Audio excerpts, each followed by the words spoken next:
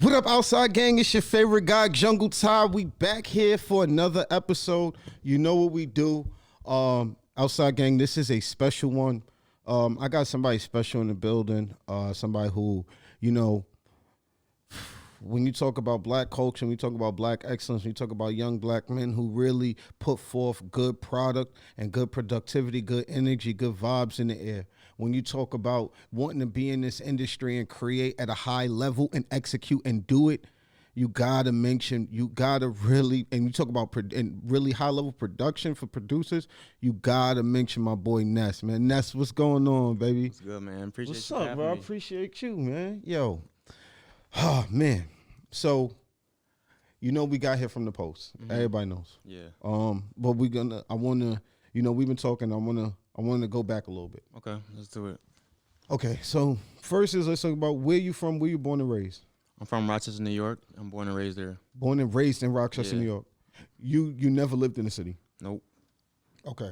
So what was? I lived in the city with my ex, like after, because we didn't have no place to live, but not like.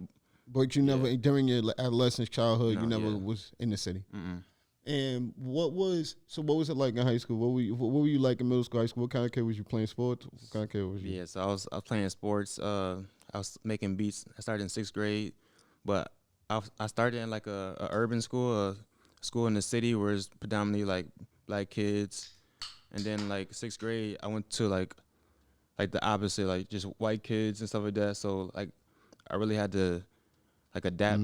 It was like hard. I never learned how to speak to different cultures and stuff like that. So just like a whole learning experience. But I'm grateful for it because now I know how to speak to different cultures, and it's just better for me. At first, it was like hard. Was this in middle school? Yeah, middle school. This was in 6th grade. Yeah. And then what high school you go to? I went to the middle school it's called Brighton. So I went to Brighton Middle School, and then I went to the high school, which is like right next to each other. Okay. And what was high school? How was high school? What was that? Was it lit? Was it cool? What was your experience? It was like high school for me was yeah. Yeah, it was I just don't like school because it's so much better things I feel like I could be doing. Like I just wanted to be I feel like I was still a kid. I've always been a kid. Just wanted to play video games, wanted to play basketball, make music, all those fun activities I just wanted to do. I didn't want to be doing schoolwork and learning about this person that did this and history and stuff like that. But high school in general, it was lit because I would say I would call myself like a popular loner. Like everybody knew me, but no one knew me like deeply. Like people knew me because I was nice at basketball. Like I was literally like bringing crowds and dunking and just really entertaining people with my skills. But on like a personal level, it's like nobody really knew me. It was just like. Oh, so you could hoop? Yeah. Mm-hmm. Okay. You played on the team. You was getting right. You was getting buckets. I was getting right. Was you gonna play college ball? Yeah, I played college ball, but I was a walk-on. I went to Marist College. Okay. I was a walk-on. All right. And yeah. How was that? How was it? It was lit. Like I was doing my thing in practice. I thought I was gonna get like a scholarship or something, but they kept just like postponing that, and like I eventually like quit so that I can sign with HighBridge. Okay, so let's get it. So wait. You were playing college basketball. Mm-hmm. Let's get into this. Wait, so you were playing college basketball, and you're going to school playing college ball, and this is in Rochester. No, this Poughkeepsie, New York. In Poughkeepsie, New York. Yeah. Excuse me. And then you're still making beats at this time. And then what year is it that things start picking up? Or how did you get into contact with HighBridge if you were in Poughkeepsie? So like. I'm in Poughkeepsie. It's not too far from the city, so like a lot of city kids came to Poughkeepsie for this college experience. And one of my friends, Zay, he was playing a Boogie song, "My Shit," on his Snapchat story, and I up chatted him, and I was like, "Yo, who is this?" And he told me it was A Boogie with the hoodie. So I like searched him up because I like this sound. So I did my research. I listened to all the songs he already had out, and I went back to my catalog of beats to see like what will fit him. Wait, what songs did he have out already at this time? Yeah, like his whole artist project out, like The Jungle, the Still Think About You. Okay. Those songs was out. Okay. Oh, so the whole first project was out. Yeah, the whole first project was out. Okay. And the street at this time, did he already have? Did the big show happen already? That BB BB King show happen already? I think so. Okay. Yeah. All right, because after the BB King show, they was already, that was when they like turned up. That's when Yeah, things that's started when I getting. like came in like right in the midst of everything. Okay, okay. So you Yeah. came in because that's when things was getting crazy, and then you came in during this part. Yeah. Okay, so they put the first project out, and then so all right. So go ahead, go. So what happens? So yeah, I up chatted my friend and asked him who that was. He said, "Hey, Boogie with the Hoodie." I did my research on all the songs he had out, so I can just like it's like an energy thing for me. Like the more I listen to his songs or anybody's songs, like I start to get to know them better because I'm like really aware of what they talking about, like the type of beats. Like I'm aware of all that. So like I'll go back into my catalog and I'll be like, okay, this sounds like something he would like. So I'll give things he like, but I'll add things that's like a little different, but it's kind of similar.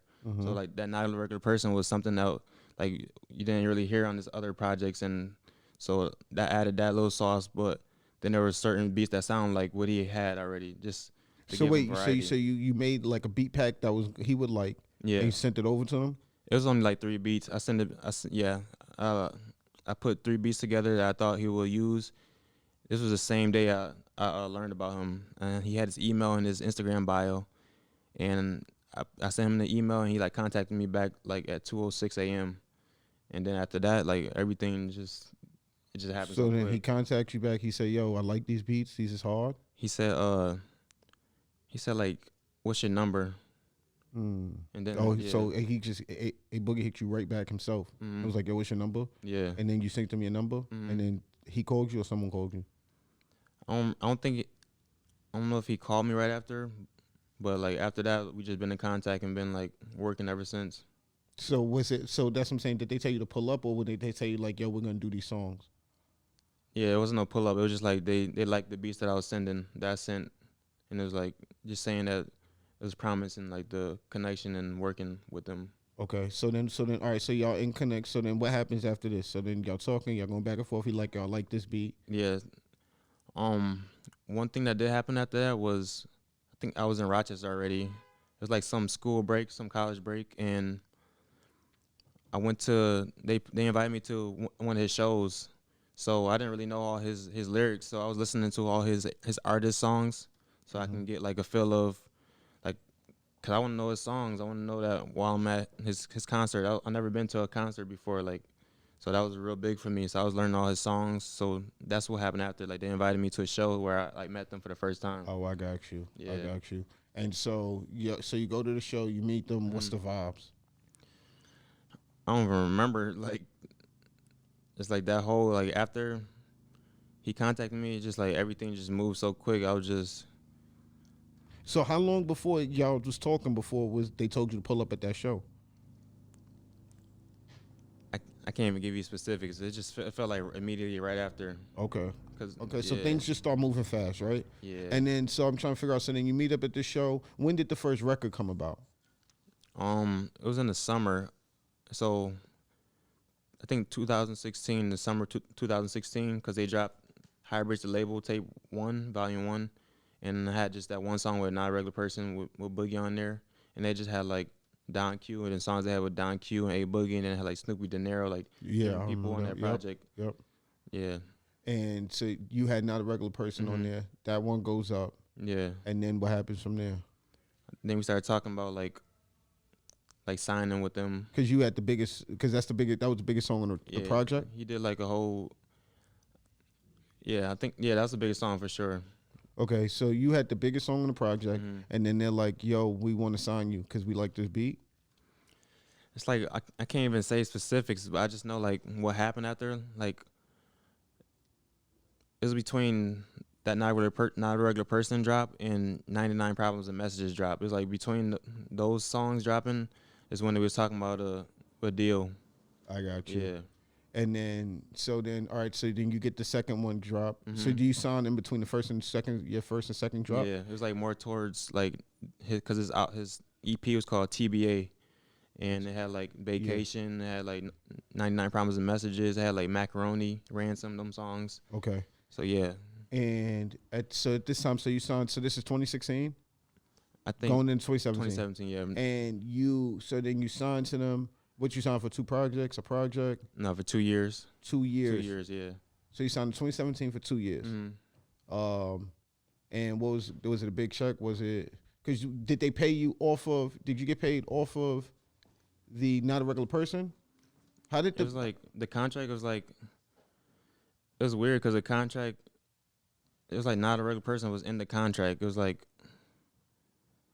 it wasn't like a contract just like, oh, we want like sign you and we like this requirement and all this. It was like Not a Regular Person was like at the top of everything. So it was like it was weird. It was like No, I know what's yeah. going on. So wait, hold on, because I think it seems is that you had Not a Regular Person, right? And that's because that's what happened. What happens sometimes is that when sometimes the contracts or the artist or whoever somebody signing, they want the act specifically because they want the song that's attached to the act, right? Like sometimes that's what designer was like conspiracizing, right? He was like, Kanye only signing me because he wanted the song Panda. Like sometimes it would be cheaper to sign the act than to actually pay them for what they were owed for the song. So Not a Regular Person could have been the way of having Not a Regular Person, making sure that that was part of the deal, the reason they were getting you. So that was part of, I guess, seems like sometimes the way to compensating you, but also making sure that they own ends of the song and you. It's a way to double eat.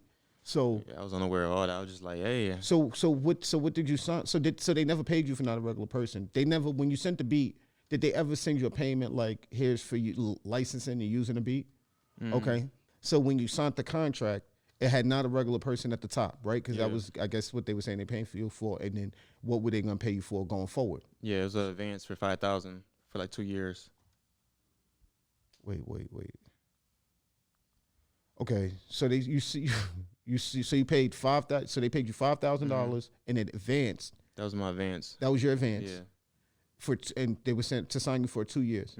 Not a Regular Person was also part at the top of the contract. Yeah. Saying that they would own the right to Not a Regular Person. I don't remember what it said, but I just remember Not a Regular Person was like right there, like. Okay, so boom, so then you sign, you get your 5K advance. So what happens now? So what's going on?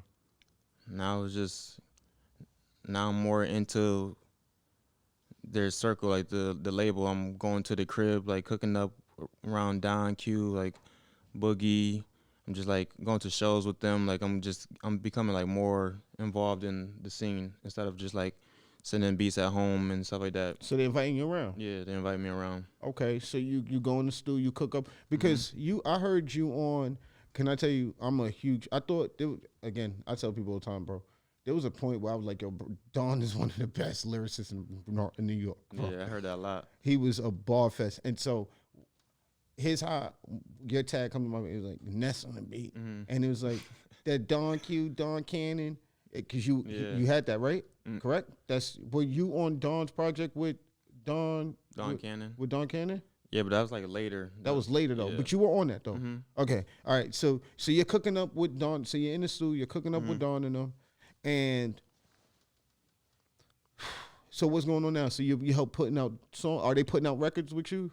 Y'all putting out? Did you like? So is Don putting out records of yours? Yeah, me and Don I had more records. I feel like with Don, because I feel like for him it's like he's not a mainstream type of rapper, because that's not like what people want to hear mainstream. So like I feel like they knew my talent and what I brought, and they wanted me to kind of help elevate his sound a little bit, because A Boogie was already like blowing up. Like he was meeting like Sunny Digital and like Lil Bibby and like YFN Lucci, like Fetty Wap and all them. Like he was already meeting everybody, and it's like Don Q was on the label as well. So I feel like they probably just was trying to help me develop, or was using me to help develop him mostly. All right. Well, let me offer some pushback, right? Because also could it be that Boogie was also blowing up in stardom already? And usually at times when you get into that different stratosphere, they're gonna have you trying. Sometimes you start trying different things, trying different sounds, because you're trying to please different markets. Because when you're in that phase of Boogie, when they're trying to grow, when you're trying to go to a global grow to a global mass, you start trying to do the different things, appeal to different people, right? Like that's what Drake was talking about in his album, right? Why he did his last album, because sometimes you just got to do things. But I want to give that. It was also too. Don was second in line, bro, and he was a big rapper, bro. He wasn't maybe not have been the biggest nationally, but he was big in the city, and I still think that because it could have been that you underrate underrate what they were doing for you, giving you some of the Dawn looks? Because Dawn was, you don't think that, because I don't know if is some of it, is it that you don't respect how big Dawn was, bro? No, it's because like how I was raised, like, or like the music I was brought up on is more like melodies and stuff like that. So like I come from a different like Is music that what you background. wanted to be? You wanted Yeah, to I do, like the, you I like the wanted to do melodies the and stuff like boogie that. shit. You wanted to Yeah. do boogie shit. You felt like that was your spot. Yeah. Let's just be real. Mm-hmm. You felt like boogie spot was your spot, and there was no reason, there was no one better than you, because every time you stepped up to the plate, you hit a home run. Maybe I wasn't thinking like that, like consciously, but maybe subconsciously. Subconsciously, Yeah. that was how you felt. It's more like I'm more attracted to the melodies and like the singing and stuff like that. Like I never listened to battle rap or anything, so it's like me working with him. It was like this is not exactly what I want to do, but like as I kept working with Don, he started growing on me more. Like that type of music started growing on me more, and then just like Don Q as a person started growing on me because Don was quiet as well. It's like he knew when not to be quiet sometimes, but I saw like he was more like a to himself type of person. He's an introvert too. Yeah, I can see that. Yeah, definitely introvert. He's rapping, he don't do half the shit the rappers do. Mm-hmm. Wow. Okay. So all right. So let's stay. So you're doing more songs with Dawn, but those songs are going out. Those songs are going out. Yeah. Are you receiving the money from them? Are you are you getting paid at this point? Yeah, I'm getting paid from them. Not royalties, but it's like the advance. They'll pay you again. They'll pay you more for a Dawn. Like they'll pay you again to do like a Dawn beat. Yeah, every Don joint that drops, they'll give me an advance for it. But it wasn't like my business wasn't up to par to be getting royalties for it yet. I was like near the end of the contract, I started getting royalties for like most of that stuff. Wait, what do you mean your business was like you weren't signed up for ASCAPs and Yeah, I didn't know BMIs? none, You I didn't weren't. know about none of that stuff. Like, and then also the lawyer that I had, like, it was their lawyer, so they gave me their lawyer, and like when things would drop, she would be like nowhere to be found. She would reply like whenever she wanted to. Well, and that was your thing too, because I seen that in the live. What was your thing about the lawyer? What gives you what energy do you feel about the lawyer? Like what vibe is the lawyer giving you? Like, No, what has happened? What's happened? What's happened with the lawyer? well, I think it's because of this. Like, I wasn't paying the lawyer.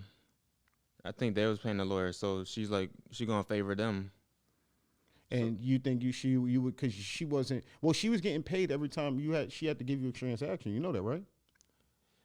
Yeah. Yeah, like she whenever you got paid, she got paid, or whoever the lawyer was, they got paid. Yeah. So they get paid though. They're definitely not doing it for free. But did you were saying, is that, so what was it when it was ever contract time? You saying is whenever you needed questions, you barely could get them on the phone. Yeah, she was just not there. So you probably needed better legal representation, right? But also too, did you know that the HighBridge had also their own problems, like with their lawyers and business, them getting done dirty in business? I mean, as I like kept being around them, I'll hear like them complain about like the lawyers taking too long or this person take too long. So like the more I was around them, I started to see that they was kind of going through the same things a little bit. So that's what I'm saying. Do you think it's possible that they was just going through the same thing? Because that's what Don even said, right, in the comments. He was like, "Bro, the lawyer was doing us dirty." Yeah, but I'm just talking about like how the lawyer just was. But your interaction with the lawyer felt dirty, though, is what you're saying. Yeah, I wasn't like aware of how, because I feel like after a while they switched their lawyer, and I still had the same lawyer.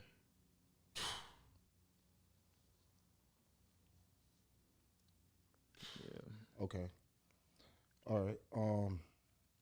So what's all right? So when all right? So it's 20. So where we at? 2017. The records are coming out, but you're going up, right? Like you're getting money though. You're going up. Yeah. Boogie's the top of the world. So how are you feeling? So what's going on? Like what's going on in your personal life? What are you thinking right now? Boogie's going up. You still not a regular person's going up. Like you're looking like one of them producers. So how are you feeling? What's going on? What's happening at this point? It's lit because I never experienced fame and all that stuff. Like as a kid, I always wanted to be a big producer and be known. So it's like I'm getting that attention because I'm in college. So everybody in college are here, and like there's a lot of kids that's from New York City, so they hear Boogie. So they know I'm producing for Boogie, so they show love. And then as Boogie became more mainstream, like the other kids in the different races started to know him. So it's like now, like the schools, the colleges embracing me, like at the date parties, and whenever I step out, they're like, "Yo, Ness." And so it's like I was getting that, and like I was still dealing with my schoolwork. Like I never really been into school. It was just like I did it because my mom wanted me to do it. Like she was a principal. She's been a principal at many schools. Like she's big on education. Like my grandma was like the first female superintendent of a whole district, the inner city district. So like school always been important to them, but I just never really resonated with it. So yeah, it's just I'm going through so much different changes. I'm just in the moment, like It's just a lot going on. it's a lot Nah, I going mean, I on. could picture it. I can imagine. And are they inviting you to events and stuff Yeah, like they that invite me in too? events, so it's like I'm going to different. I'm flying out Life's to a different movie. places. Yeah, It it's was a a movie. movie. I'm just in the moment, like whatever happened, I'm just going with what I feel like I need to be doing in the moment. Okay. I'm not So planning or thinking ahead, like, oh, I'm doing this. I need to build this LLC because I don't know nothing about this stuff. Like, okay, so now at this point, so you're putting out. All right, so we get further in the year. You're putting out records. You got a whole lot of dong joints. You got boogie records. Now, so when this thing start going downhill? When did you start feeling like, okay, this is something's not right here? after like I was producing the Drake song, the Kodak song. How did the Drake song come about? So my boy Chef Pasquale, he's connected to OB O'Brien. He's in like OVO's camp, and I guess he saw like the music me and Boogie was putting out, and he liked it. So he reached out through Instagram, and we were just talking. And he offered like the opportunity of working with Drake, and like at first I'm like, everybody like who can work with Drake, because I've been offered that opportunity before with someone that's actually like in Drake's camp. You ever heard of Top Five? I'm not familiar, but Yeah, I'm pretty sure. Drake shouted him out in like a song. He's like top five, top five, Oh top five. yeah, of course. Oh yeah, Yeah, top five, of he an course. actual person. So like I was talking to him at first, like just trying to work with him and gain a connection. And he was saying like, "Yo, I'm gonna get your shit to Drake," like just boosting my head up. Like, and I'm young at that time too, so I'm like, "What? Oh yeah, I'm sending everything." Like, so that was like the second time I heard that. So I'm like, okay, I'm gonna just do it because who knows. So I actually made a pack and sent the pack to him to give to the OVO's camp, and they chose that KMT beat, which was like the one I least expected him to choose. Like I did most beats was like stuff I heard him on, but then that KMT beat was just like, this is different. Let me just send it, and he chose that beat. Wow, that's Yeah. how it goes sometimes. The most different one, he chose the one the one you least expected. Yeah. Well, okay, all right. So let's go back. And so did Drake? So how did you? So how did the Drake feature come about? So there's a producer named Chef Pasquale, and shout out to him for reaching out. He just saw like the movement that me and Boogie was doing at that time, and he reached out just saying like he likes what we doing. All right. So you got the Drake feature. What date? When is this? What time period was this? Was this 2017? Yeah, it's like in the summer. And when you get the confirmation that you got a Drake feature. So now what are you thinking? You like? Did you hear it first? Like, how does that go? So you just heard, you sent the beat over. They like, yo, we like this one. Yeah, I sent the beat over, and like Cam, the producer, he was like the middleman, so he would tell me everything that was going on. Like they didn't reach out or nothing to me. Yeah. So you just when you're doing it. So for people want to know when you're producing a song with Drake. For people want to know when you're producing a song with Drake, you're gonna get the beat. You're gonna send the beat over to the person who's liaison in it, and then you just waiting. Yeah, well, this is my situation. Everybody else probably different, but yeah, I was just waiting for confirmation. Then once I got the confirmation, then they said like, you can't say nothing about this record. Like you gotta wait until it drops before you can even tell anybody that you got this placement. So that's what like we waited like a year. A year. A year. Okay. And I was in college. Imagine that. Like I'm in college. I know I got a Drake song. I'm looking at things different. Like, oh, it's lit. Like I'm about to be rich. Like I don't need this. Like, that ain't happen. It wasn't like that. So wait. All right. So Wow. Okay. So what's going on? What's going on throughout that? So you find out you have a Drake feature possibly. So now what? Now what's going on? So You of course your head is on the clouds. yeah, heavens And in the clouds. So I sampled Sonic the Hedgehog, so they had to get that cleared. So that was a process. Like the song almost didn't come out because of that, because they had to go like, I don't know, China or Japan. They had to reach out to someone over there to get it cleared. But it's Drake, so it's like he can clear anything. So that couldn't speak on it.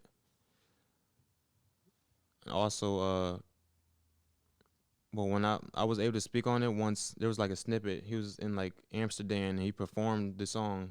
So like, it's funny how that happened. Like I was literally in my dorm room just scrolling on Twitter and I saw Drake, like I saw the performance and I heard Ness on the beat and like I don't even know how I reacted to like at that moment I was like, oh shoot, like I think I was searching up like Ness on the beat, like, cause I would do that when produce a song for a Boogie. I go on Twitter and be like, a Boogie, not a regular person, just to see what people like. I always loved looking at the comments under like the songs I produce, cause it's like it felt good to get that praise and stuff like that. So I used to always do that. So with that Drake song when it came out, I think me and the producer like we called each other just like, yo, bro, this is crazy. It's about to change our life, and like we just going crazy like that. Just yeah, it was a wild moment. wow. Okay. So okay. So now let's well, okay. So you produce it so the song comes out, so you hit a snippet, Hmm. you're going crazy. Now, what do you see? Are you telling that you telling everybody, you telling everybody, tagging yourself, you going crazy? I ain't even got to tell nobody now. They Oh, know they my tag everybody already. knew. So At everybody, that point, everybody was sending it to you. yeah, everybody knew. They was tagging me like, yo, just congratulating me and just saying like, yeah, whatever they felt like they had to say, they were just they tagging me. So okay. So now what is and who's on it? It was just Drake and Gigs. He from like UK. okay. So Boogie wasn't Boogie. Does Boogie have a Drake feature? Mm. But they talked about doing like a collab a while ago, but it never It happened. just didn't happen. Yeah. Okay. So at the point, you're the only person in the camp who worked with Drake. Mm. What is and you? How did you meet the person who liaisoned it? Like, was the QP introduce you to them No, he reached out through Instagram. because he saw your stuff? Mm. So he reached out to you, Mm. wanted to work with you. So you got the Drake feature. You got the Yeah. Drake song done yourself. Mm. And what was the label's reaction? What was everybody saying to you? I remember this because I was actually at their crib in Jersey, and everybody else there's like an attic room where they had the studio where everybody would be at smoking, playing the music. And I think I was in the kitchen. Yeah, I think I was in the kitchen, or I just came into the house and I went upstairs to tell them like, "Yo, I got Drake on the beat," like, cause they didn't know either. Well, they didn't know. I knew, so I went upstairs to tell them. It was like happy for me, like, "Yo, that's crazy," like, yeah. So that's how it happened. I was just letting them know that I got this placement. And so the gang was happy for you. Yeah. Y'all going crazy. Pop a bottle or something. What'd you- Nah, I wasn't into that. I was just smoking their roaches. Why was you smoking the roaches? Cause I'm a college kid. Like I'm barely making it. So their roaches be like the size of my finger. I was happy to go to their crib. I'm Wait, like, why you just ain't? Wait, why you just ain't? Wait, oh, they wasn't. Why you just ain't? They wouldn't give you the bud. You wouldn't. no, they was smoking me. They was smoking me up. But like when I first go into their crib, like I'm not about to ask like, yo, y'all can roll up for me. So I just go upstairs where they just leave them big ass roaches, and I'll be like, Yeah. I'm cooking up. Cause like we didn't have no personal connection for me to feel comfortable. Be like, yo, can y'all roll something from me? So I'll just go upstairs. So there would and be days you was over there broke.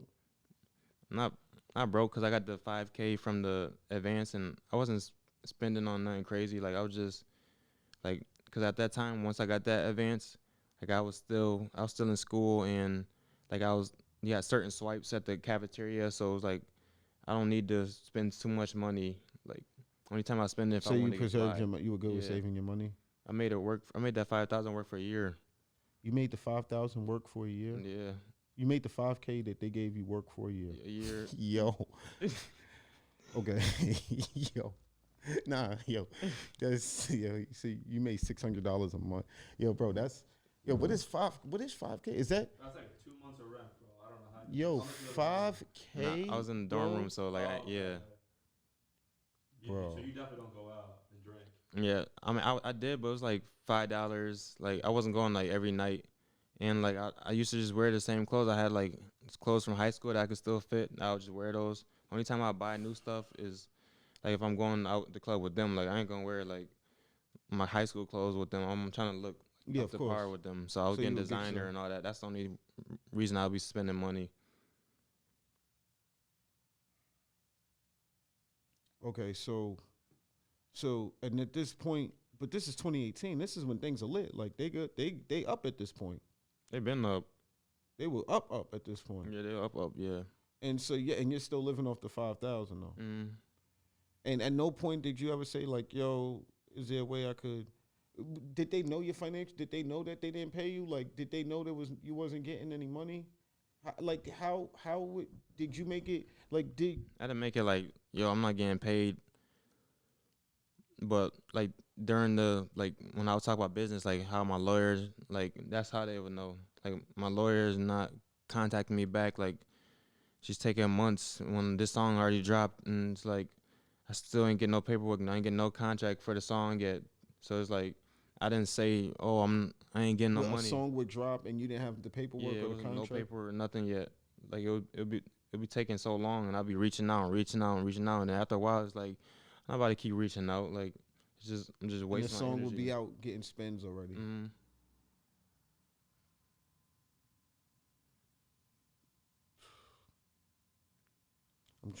I'm honestly here I'm trying to land here because I'm trying to like, this plane is so crazy. All right. Yeah, but it's like I So, get it though. They couldn't do nothing about that, but like try to reach out to her, just like Because a lot of it was, boy. Okay. So let me ask you this. So at any point were you, dang, I wish, okay. they selling beats. Yeah, so, all right, yeah, were you selling beats on the side too? Nah, see that's the thing. Like, and maybe this could be the reason why the situation was how it is. Like, just the way I go about my beats. Like, I don't want to just sell them to anybody. Like, I want to make sure the person I'm giving them to is going to do justice on that beat because I took so much time to make this beat special. Like, so I want that person to add that to my beat as well. I don't care like if that person got a lot of money and they just want to be on the beat. Like, it's like So you was turning down sales for beats. yeah, it's like I rather like I So want. you can't really, but you can't say that they wasn't feeding you and you was turning down money. Nah, that wasn't coming from them. That was coming from just the things I accomplished, like the Drake placement and stuff like that. Yeah, I do get. Oh, you saying the money you was making wasn't coming from them though? Yeah, it was just like all the outside opportunities, like the Drake, the Kodak, like those came from like my work. It's like our work with Boogie. It's not like they said, "Yo, this my boy, this my producer Ness." Like it wasn't like that. It was just based on what I did with Boogie, and they liked my beats. So they. Are you saying they gave you? You felt like they gave you no promotion on marketing? Yeah, only when I asked. Like I would ask them, "Yo, could you post me on a Boogie story or like page?" Like they would do that. QP would do that sometimes. So I really appreciated when he did that, cause like that always brought so much more people to my page and stuff like that. But I had to ask for that stuff. So you just felt like there was a genuine disconnect between Yeah, like you and them. I feel like I was doing too much. Like I feel like I shouldn't have to ask to get a certain amount of support if I'm doing so much for y'all. It's like I feel like I was just Were you helping mix and master the songs too? Or nah, no? I wasn't Just the doing that. beats? Just the beats, yeah. Okay. Okay. And so would you? And then at one point, and so are you letting them? You said so you're driving over to the house, you're making beats, you're smoking the clips, Yeah. locking in the room, Yeah. and they would be outside the room doing whatever, and then you would just be like, "Yo, I got some beats done. I'm out every day." No, it's different every day. Like I go to their crib. The first thing I'm doing is like I say what's up, but I'm still not that comfortable with them because I'm different than them. So they they judge me and all that stuff. So it's like I still don't feel too comfortable with them. So it's like, what's good, y'all? And then I go straight to my comfort zone where it's just upstairs where the beats. I just make beats. That's what made me comfortable at their house. Like, wasn't like I Oh, can't be in so no when combo. everybody would be chilling around, Yeah, you 'cause was I, like, I you yeah, would go up to the studio yeah, room. because I wasn't comfortable. It's like they talk about things I don't really want to talk about, like things I haven't lived. So it's like I feel like out the loop. Yeah. So I just went upstairs to the beats and I was smoking them clips, and I was like, I don't need to be talking to nobody. Like, But to be fair too, that they never said like, yo, you gotta go upstairs. You can't be yeah, around. they never said that. Yeah. Okay. So then, you went upstairs, and you would go up there, make the beats while Hmm. they downstairs, man, and chilling, and then They end up coming up just like to hear what I'm creating and stuff like that, and like then I feel comfortable because like now you want to know what I'm doing, so it's like now I feel comfortable to talk, and I'm already just yeah I've just been cooking up, so I'm already comfortable in the energy in that space that room. mm, and then so y'all would be basically chilling in the stew, and then you would pretty much what? Then you would leave at the end of the night, kind of thing, or sometimes you would stay over. Yeah, sometimes I stayed over a few times. Okay. Yeah, Okay. And so and then basically on daily you would just make beats over there and then just leave pretty much. But you yeah. didn't have to turn any beats in. No, it's no like I gotta turn the beat in. It's just like me just cooking up just because I want to cook up, and like the artist be there, Boogie, Don be there, and so like if they come upstairs and they like a beat, we'll work on something. If the engineer Moise is there, and yeah, like another thing was like they used to be with like all their friends, so you know they all asking on the low like, yo Ness, I need a beat, like I need a beat. I'm just like I ain't trying to be saying no to everybody and looking like the bad guy, because at that time I feel like I wasn't in tune with myself enough to just be firm like, nah, I don't want to send you no beat, like, cause I'm looking at them as, yo, these street dudes, they're gonna be looking at me a certain way, so I'm like feeling just all these Pressure. ways, like So yeah, I feel you pressure felt pressure to to get them beats. you would felt pressure to give beats and you Yeah, would basically give beats to people you didn't want to give beats to. yeah. And how did that make you feel? I mean, at the moment it's like uncomfortable and stuff like that, but I didn't hold on to it for too long. I get past it. And what do you, and so okay, so you're making the beats, you turn it. So when do you feel like things are going left? Like what's changing? What made things change? It was random. Like I just felt like even more distance. It was like when he dropped Hoodie Season and he dropped some international project where he had like international artists on it. It's called International Artists. It's like I wasn't on those tapes and I was the only producer signed. So that's when I was just like started questioning things like So international. What project dropped? Which project uh dropped first? international artists International artist and then dropped, Hoodie Season. and then hoodie season. Yeah. And the international artist, I can understand why you wouldn't be Yeah. on maybe.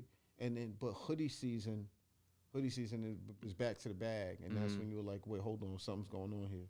I was like that for both because it's like it's beats. Like I can make beats and an artist that's not from the U.S. could hop on it. Like Yeah. I can make all type of beats. So it's just me questioning like why are you not going to your producer? And like what you were saying earlier, like I get they trying different things and going to different producers, but it's like why not go to home base? Why be paying Metro? However, like I don't know the situation with all these other producers because they started working with like Mustard on the beat, like Metro, like Sunny Digital, all these big producers, and it's like they kind of forgot about me. Like I felt like they was just trying to work with all those big producers, like the Scott Storches and all them, like, and they kind of forgot about me. Like they didn't even try to introduce me into none of them. Like Metro was my favorite producer. And, like I asked them, like, yo, can you introduce me to them? Because they started working with him more. Like the bigger artists, he had like 2 songs produced by Metro, like Get to Me, and it was some other song produced by Metro. I was just I wanted to meet him. That was my favorite producer. They was like, yo, we're gonna introduce you. It was just a lot of like, yeah, we're gonna do this for you, and then it don't happen. So I'm just like, not. I started learning not to expect nothing from them. You feel like they didn't fulfill a lot of times they would say Yeah, they'll some. just say a lot of stuff like, yeah, I'm gonna hook you up with this person, hook you up with this person. Like they'll forget, And at this time, is the money at least? And then you're saying there's no, all you're still on the same 5,000. Yeah, and the advances for like the Patty Cake songs, like the Kodak songs, the Drake songs, the P&B songs. Like I'm getting the money from the advances, but not the royalties yet. Like the royalties started coming once I noticed like the change in like the international artists and the hoodie season. Like that's when I started trying to go outside of the camp to figure out like how to get money. That's when you started like, all right, That's when I well, started this is realizing, not like, yeah. all right, this is, and I got to start getting my own. Yeah, because Instagram, you see But it they, like. you saying, but you had no clue that you wouldn't be on them projects kind of thing. What Like, you mean? like were you weren't working with Boogie at all at this point? Like, was he still coming upstairs? Because like, what changed if you Yeah. coming upstairs making the beats? Like, was one day you not making beats? Like, that's what I'm trying to figure out. Oh How yeah, so how did that transition happen? How did the project come out and you in the house every day?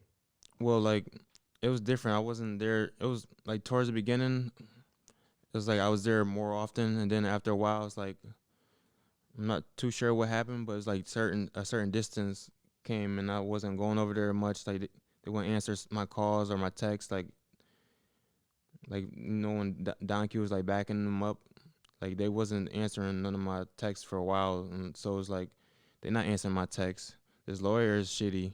I don't want to be in school. I'm not getting no money. So now I'm just like who can I call on type shit. Okay, so that's when you okay, and so you start going outside, and so this is what 20. So what year we in at that point? We're like 2019. Now like 2017 going to 2018, because 2018 is when like the end of like it's like October 2018 is when my contract was ending. It was October or November.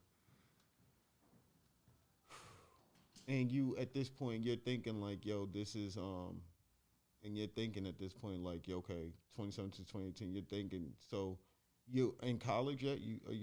I'm still in college. You're Yeah. still in college, and so all of this is still happening while so you're like Yeah, everything happening in college. in college, and so you're like, okay, I need to get money outside. I'm not with it Yeah. like that no more. Um, and then so what happens? So you guys just start distantly. You just go a distance from there. It's be like I reach out, they won't reach back for a few weeks, and then like randomly they'll be like, a QP be like, yo, bro, I'm gonna hit you. You don't hit me. It'd be another cycle of 3 weeks, and it just keep happening. And after a while, I'm like, I'm not about to keep reaching out. And like Don Q said, he used to reach out because like my beats was doing shit for him. But after a while, I was like, I'm done with the whole label. Like I don't want to work with nobody no So more. that's what I was gonna say. So Don was hitting you up after. Yeah, he this, though. was. Don was trying to be real. Yeah, Like you could say Don was a real nigga though. yeah. I was sending him beats. Like every project, I was on his tape sending him beats. But then after a while, it was a point where he wasn't responding either. Like he not safe. But if for majority, yeah, he was reaching out. We was sending beats. But then there's just like some random point of time where everybody started changing. Like But like Trap Manny make R&B, so you wasn't making beats with Trap Manny. now we would be in the studio when he first came to the label. Like we'd be in the studio and be making beats for him. Like, but it's like he never ever did anything with them. Yeah, I know what you mean. Yeah. So And that's the thing too. Yeah, like new artists started coming in and they wanted me to work with them, and it's like I'm really here for Boogie and like Don, but it's like new artists like, hey, yo, he nice. He from the town, bro. Like, cook something up for him. They trying to give me like the newcomers so I can like kind of help them pop. But I'm like, I want to work with Boogie and Don. but yeah, you're saying is that they wanted you to do this stuff, but they weren't giving you. Yeah. And you're saying is they wanted you to do all the new stuff, but you're not getting no Boogie Yeah, or Don stuff. none of that. After, would you say there was a point where you stopped getting Don stuff too? Yeah, there was a point. I'm not too sure, but there was a point. Like me and Don was always working. Like, but then yeah, things just Because you made changed. some money with Don songs. Yeah, I'm not sure how much with royalties because like that his conscious music is like an audience for like Boogie's is more like mainstream. Like so like the advances really was helping me during that whole time. How did they tell you the advances work? For those who don't know, how did they go? So it's like you ask for a certain price, you get that price, and like I guess that's supposed to help you for a certain amount of time. You gotta recoup it, and it's good because these advances was never too crazy, so I was able to recoup it with the big songs that I make that I produce. So what would you ask for in advance, like on the Drake song? So on the Drake song, I think I did 2,500.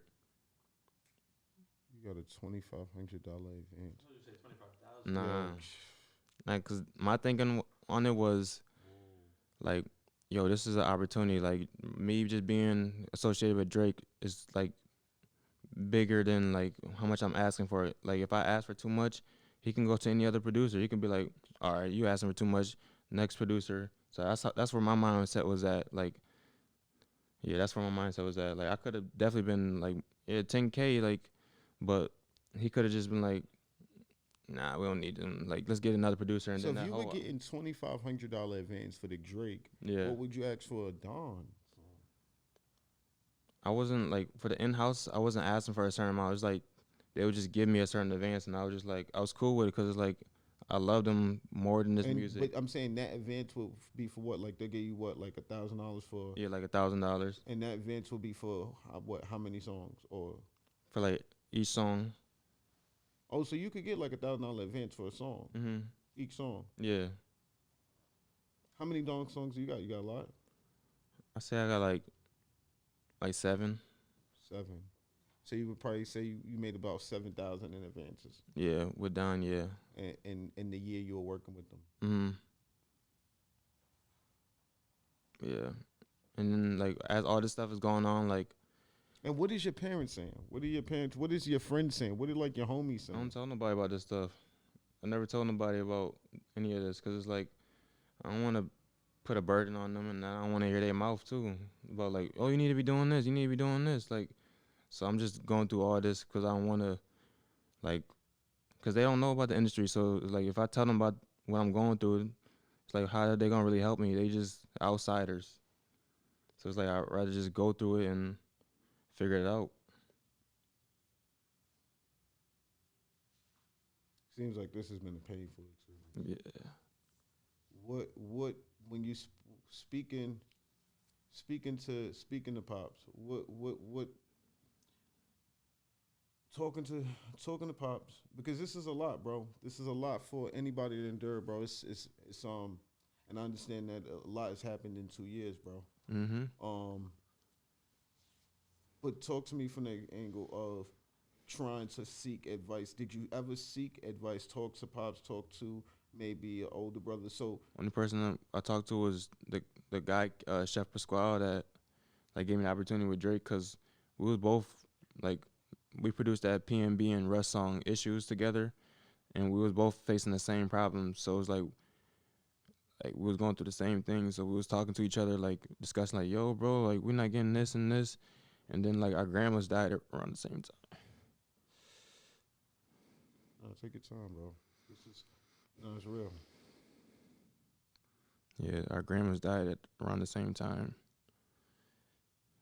So it was going through that too. How long else you got? Yeah, my grandma Oh, died. okay. You got a nap before? Take 2 seconds. Take your time, bro. No, I'm good. No, but yo, bro, look, but You're chilling, bro. how?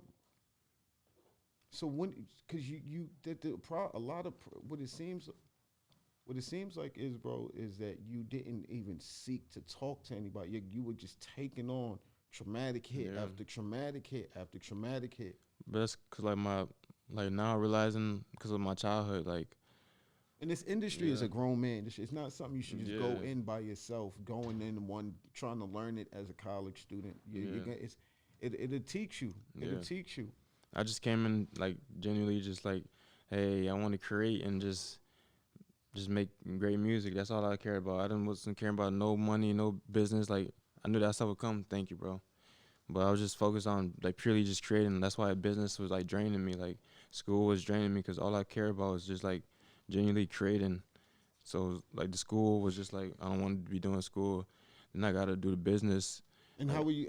And how was your grades going during this time too? man, the best. Yeah, Yeah. of course, because this is like you're doing like a plagues process at this point. It's just like I'm in class just existing.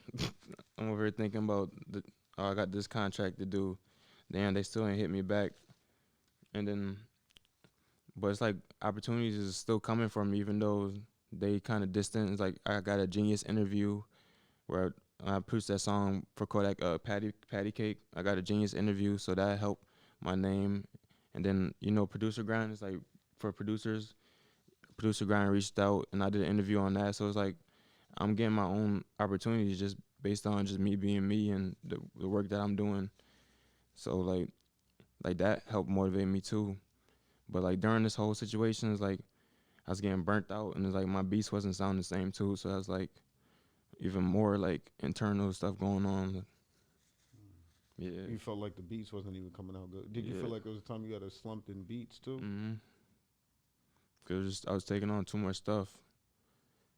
And it's like I never learned how to really.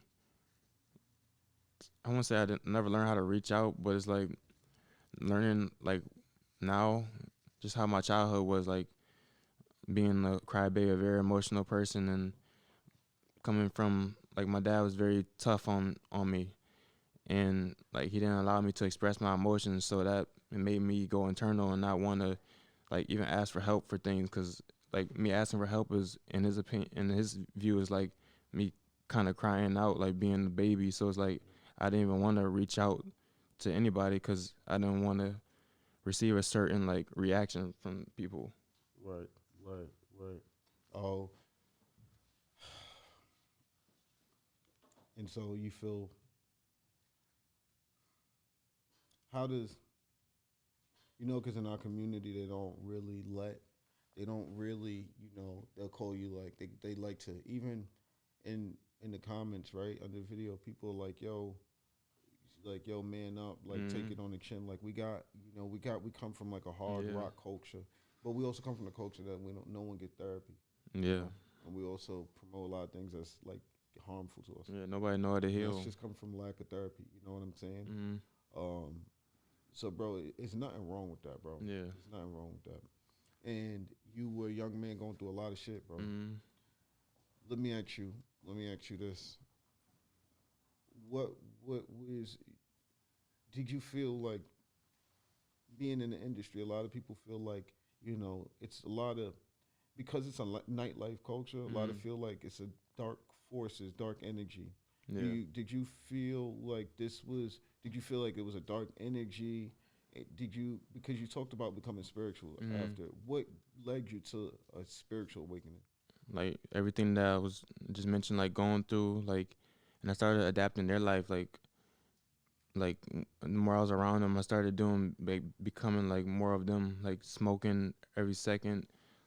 After like being with them so much, I would be copping my weed at school, trying to smoke and stuff like that. I'll be up all night, like making beats, so my sleep schedule's off. I'm eating McDonald's at night, Domino's at night. Like I'm just not living right, and I'm feeling that. Plus, like the stress that I'm getting from the business. Because you're smoking, you eat McDonald's every night. Eating Domino's, paying pizza, finishing that every night. Now, and I'm in college, so I wanted to be out in the nightlife sometimes. So I would go out there. It's like just not knowing, like, it's like I feel like I was taking on everybody's energy, and I didn't know how to like cleanse my energy. So I just started feeling heavy, and like it was one night where like I was ready to end it. It ended all. I was talking to my boy Cam, like in the car, like I can't do this no more. But I didn't do it though, so I'm happy about that. But I was that like fucked up, and then you gotta think about it, like to everybody in college, like I look like a star, like nobody knew what I was going through. So like I got social anxiety. As soon as I go outside, like everybody's staring at me. It's like I feel lost. Like I don't even feel human. You were working with a lot of pressure, bro. Yeah. Working with a lot of pressure. You gotta think about it. Like once I stopped being on Boogie's tapes, all I'm hearing is, "Yo, why you not on this tape? Why you not on this tape? Why you not on this tape?" And it's like nonstop. Like it's like Did you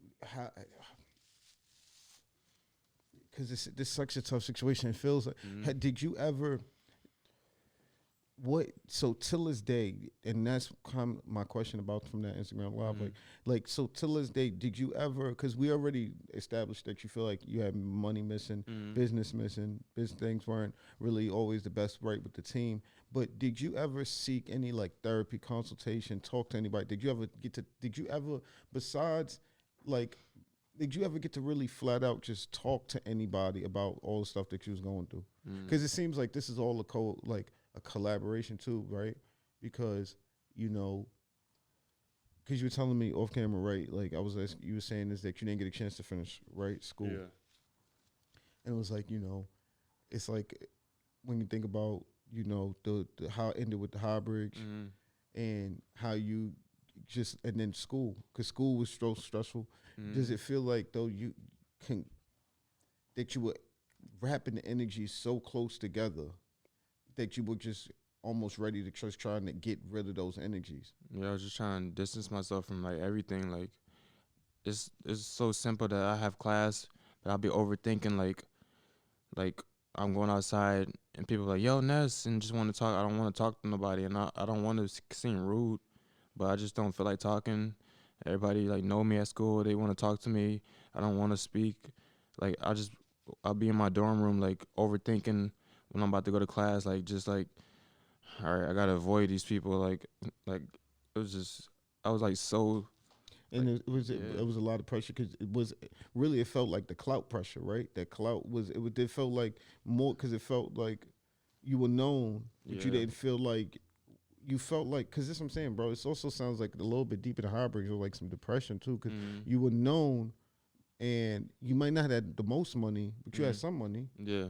So But think about it. People think, oh, you work with Drake, you set. yeah, That was far from the case. I was still, like I told you, the 2,500. That's all I got from Drake. I wasn't getting royalties and stuff yet. So it was like people seeing me like I got so much money, but literally I'm just making it like, yeah. So it's like people seeing me in this way, but I feel this way. So it's like I don't even want to talk to people because they speaking from this, but I'm feeling this way. So everything they asking is like hurting me deep. is it has there what has been the what has been what has been the what has been your overall wrap up of this? Well, how's you been? What's been your conclusion thought of this? How has been your best way to get past this? How do you how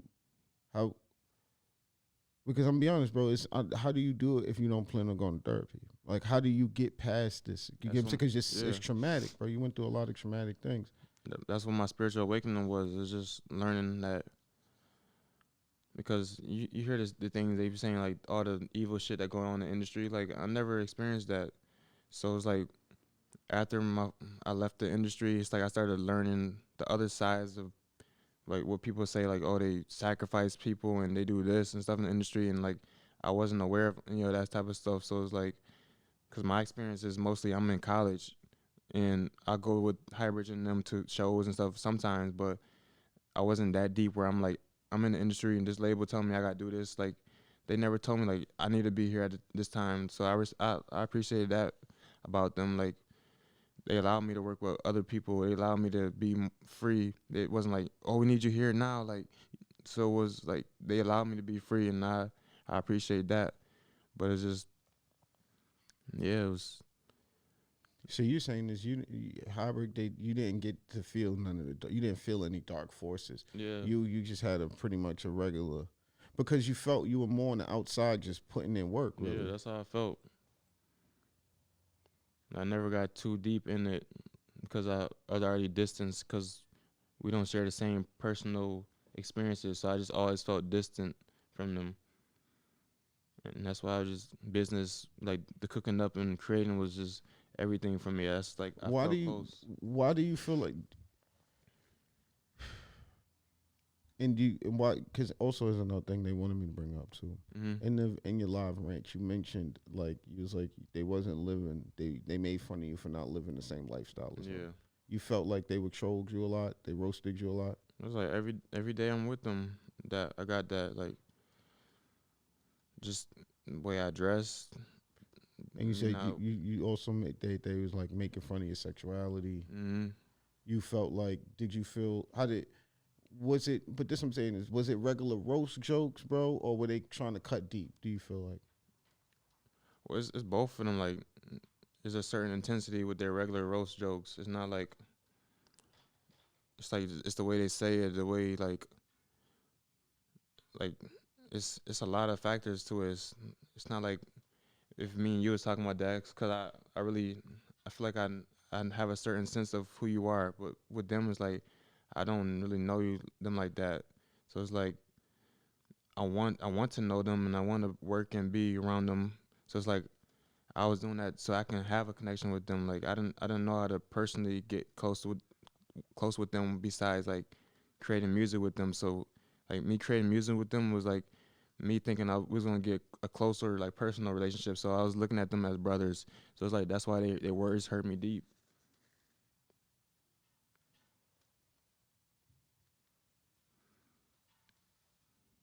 When, because you brought up the fact that they going back to live, is it because you brought up the fact that they roasted you for your sexuality, Yeah. and you brought up the fact that um that they were buying prostitutes and that you didn't want to, right? Yeah, Did you get roasted for that? Yeah, And that's that was my one DR trip. It was doing that. That you, wasn't it wasn't like a whole hybrid situation, but it was like they would bring girls over and stuff like that, and you just like wasn't with it. I wasn't trying to do that because I didn't resonate with those girls' energy, and I'm just not like that. But I started kind of trying to be like that in a way, like in high school, not high school, in college. Like I may not be that way around them, but then I would try to be that way, like when I go to college, like go out to the bar. I'd be trying to talk to girls and kind of imitate them in a way, like Imitate how yeah, hybrid track. yeah. I would try to be like them because I looked at them as like brothers for real. Like I was inspired by them. Like I was happy to be with them, although I was getting like teased for my sexuality and all that. Like it was the music is always what inspired me. Do you feel like you struggled with it though? Do you feel like growing up, because a lot of people, they in our community, bro, they try to, in our community we're so scarred that we're so behind in so many different areas, Yeah, bro, and consciousness. definitely. And so I understand that somebody being different and our, you know, just be you we come from, especially in that Bronx culture, where we're, especially because we're from like a certain specific area in the Bronx, right? Highbridge. I'm from like an area Burnside and Cedric Avenue, but it's all like close, and it's like it's such like a tight grit, nitty gritty tight. It just breeds you to be a certain way, and so when it breeds you to be that way, it makes you think a certain way, Yeah, and as you can see, it also has like a lot of packed thought process sometimes. And so it's like, bro, that sometimes I know it could be harsh on it, but did you ever? But there was never a point where you was like, yo, you could hold them like, yo, bro, chill. there's sometimes where I'll say something, but it was like I wasn't stern with what I was saying. I was just like, I'm not gay. That's all. I was just saying stuff They like that. questioning you about it all the time. Yeah, and it comes from like my childhood too, cause my real name is Courtney. So it's like people would be like, "You got a girl's name," and even like my first day in college, like, but I was like philosophy, and I'm the only like black kid in the class.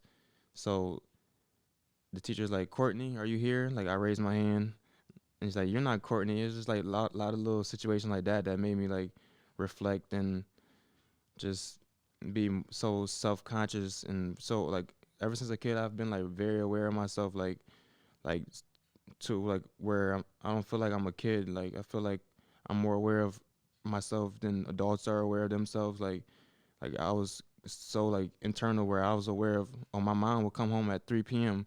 Oh, my dad would come here. Oh, they probably about to get into this because I was just so aware of the patterns, and so I was just so aware of stuff. I didn't ever feel like a kid, and that's all I wanted to do. It's just like be a kid. That's why I just make music and play video games and stuff like that. Like that's all I ever wanted to do, like without being bothered. But like as a kid, I was like raised to kind of be ready for this cold world. Like I was doing chores so early, like washing clothes and doing dishes. Like I can't play video games on the weekday. I can only play on the weekend. Like my grades bad, so I Your got my parents are phone strict. taken away. So yeah, it's like I never felt like a kid. And like I said, like I didn't my parents never felt like parents to me, because I always was very aware that like they had their own trauma which made them act in childish ways. So it's like I'm aware of this as a kid. Like my dad never felt like a dad, so it's like I took on that role to be that for my brother. So it's like I was just I never felt like You never felt childlike. You never felt like you got to be kid free, careless. I felt like I always Everything had, was tough. It was always a tight, tense moment. yeah, I had to be everything for everybody else. So that's why like now I'm an artist. It's like I'm not focused on making beats for the industry. It's like I'm focused on myself, because I've never been focused on myself. I've been focused on everybody else. How do you? So as far as now, let's talk about it. You said also, and the last thing was, you was like you wasn't really making too much money in this except for Wayno. You want Yeah, to shout out Wayno? Yeah, How did shout out Wayno? Wayno. How did Wayno? Wayno's a good dude in the industry. How did Wayno help you out? I forgot how he reached out to me or how it happened. I think he was. I think like I had all that buzz, and then like I just went ghost from the industry. So I think he was reaching out because he was wondering like what happened to me. And like, yeah, we just used to just chop it up. He used to help me get like opportunities, and then he put me on to Lamont Graves, who does like a lot of sync licensing, and he helps like songwriters and producers get money in BMI. Like I never even knew about BMI and ASCAP until like they came into my life. Oh, so like Boogie and the Lawyers, nobody ever put you on BMI's I never ass? knew about none of that stuff.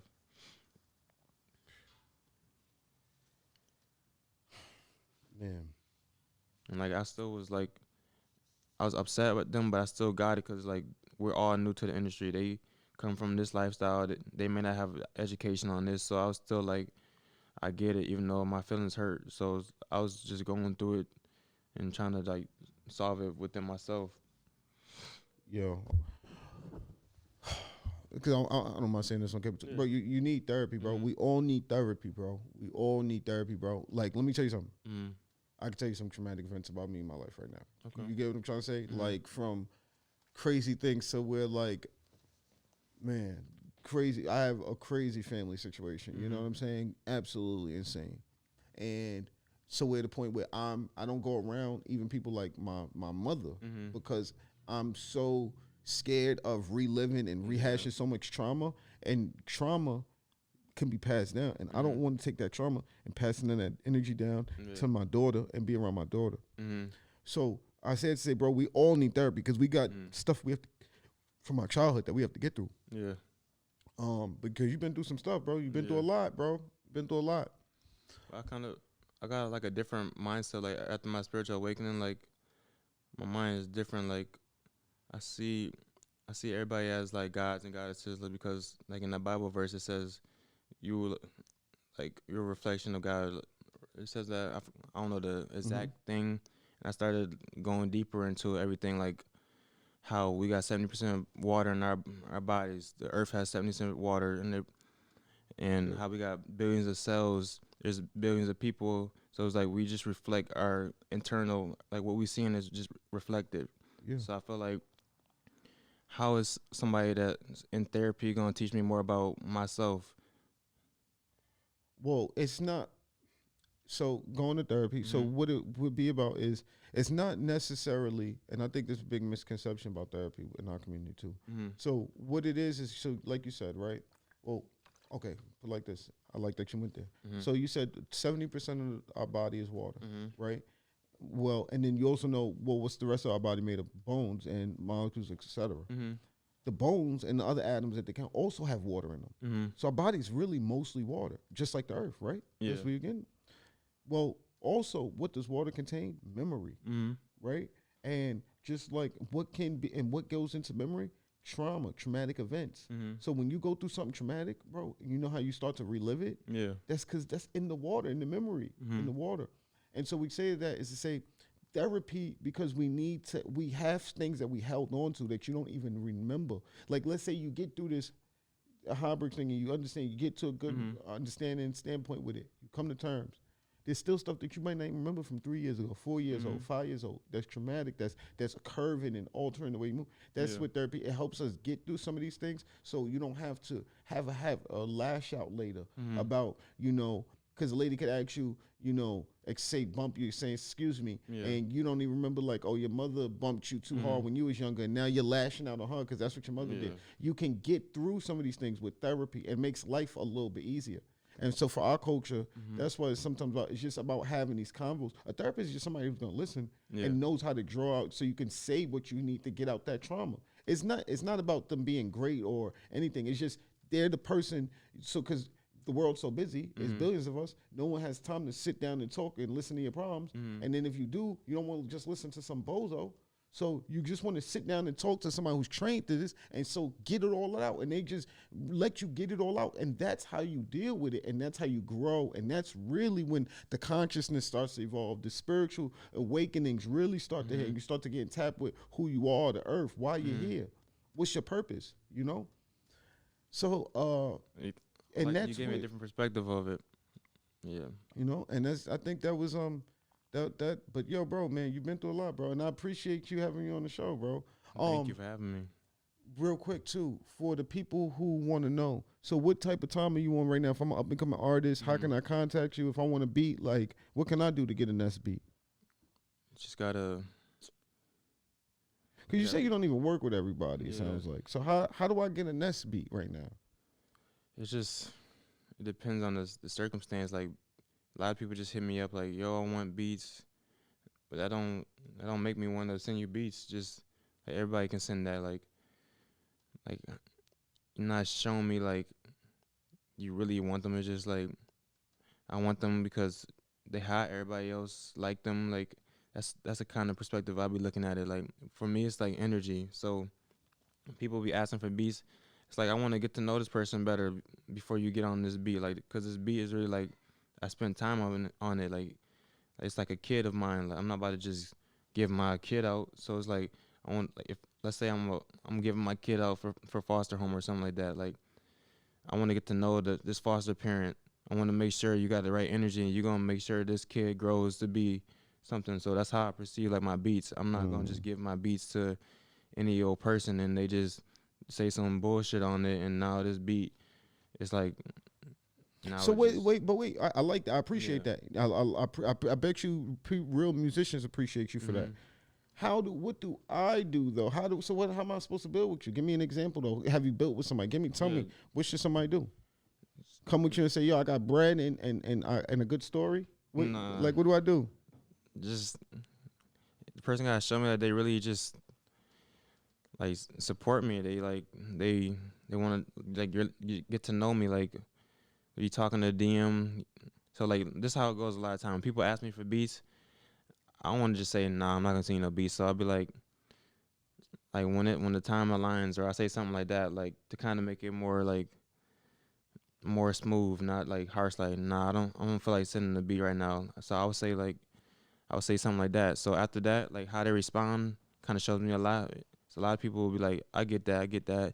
So then, let's say I post a story that's random, that's not even about beats. Like they comment on it, and we start talking more, and it's like the more I keep talking to this person, it's like, oh, I fuck with this person energy, like how they speaking, how they go about like their page, like it's like all these things come into play when I send beats. But it's like when the industry is like, I'm not thinking about that for no Drake. It's like I know you got money, like, and you ain't afraid to spend your money, so it's just gonna benefit both of us. You getting my beat, I'm getting money, like.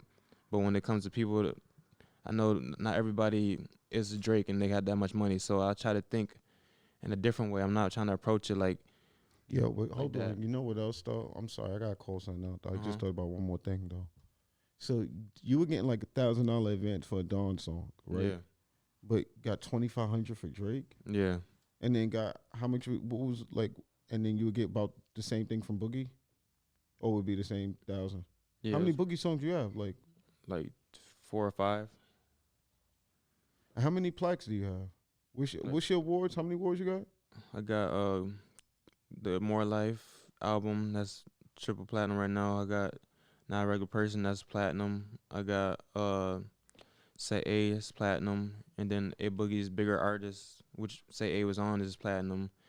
Uh, Kodak's Painting Pictures, which Patty Cake is on, is platinum. I got a song with Kodak on. It's called Project Baby 2. I got a song called Cognitive, which is on that as platinum. Where you get this relationship with Kodak from? How you get cool with Kodak? So one of the A&Rs, his name is Orlando. He reached out because he was, I'm not sure what he's doing now, but he was like an A&R for Atlantic Records. Which Oh, Orlando Boogie's got a under. big job now. Oh yeah, he got big job. Yeah.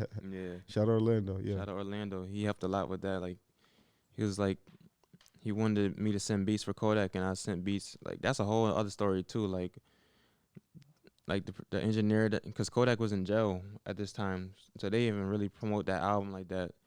And the engineer that was like with Kodak doing that song and that whole project, like he changed my whole beat. He literally changed my whole beat. Like if you go to my Genius interview, I did a Genius interview on Kodak's Patty Cake beat or song, and it's my original beat is on that Genius segment, but then when you go to the album, it's a completely different beat because the dude literally changed the whole beat. Like I sent him the beat, he wanted to edit it and do things to it, and like then he never responded back. And then it's like the album was coming like soon. It was like not much time, and then the album drops and it's a whole different beat.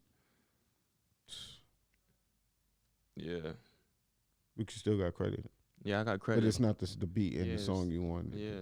And you heard the original beat and song, and it was Mhm. fire. Way better. Yeah, I liked it better. No, I liked it better at that time, but it's been so many years now. It's like that version grew on me. I like what he did to it, but like, he's a bigger producer. His name Ben Billions. He produced like Down in the DM with Yo Gotti. He did a lot of other Kodak tracks. Like yeah, and he wanted more credit for it too. Like he was trying to get more credit on that. What? Yeah. And then we had to, cause that was a sample. That was a sample from Final Fantasy video game. So they had to get that cleared. And I don't know. Actually, I don't know if they got it cleared. They did like it's something called like musicology, where like a piano person will kind of play the same thing, but it will change it up so it like gets cleared. Mm-hmm. So then that person got money. So it's like that was a whole different situation too. Wow. So by the time the splits got divided up, it was crazy. It's a whole different beat, and it's like, what can I do now? It's like he But it put still more says energy produced into it. by Ness, though. Yeah, it's produced by Ness, Ben Billions, and Pop Nick. Wow. When I originally made the whole thing by myself. But they came and put their touches on it. Yeah, the Nick person had to, cause like they had to clear the sample, but the Ben Billions guy he changed it all the way up. He had different sounds and stuff in it. So yeah, been through it. It's crazy. Okay, yo, bro. You've been through a lot, bro. Mhm. You've been through a lot, bro. So, but what's your goal here? What's your plan? If you could lay out, like, where do you see yourself in the next 5 years, 10 I years? see myself as the most influential artist.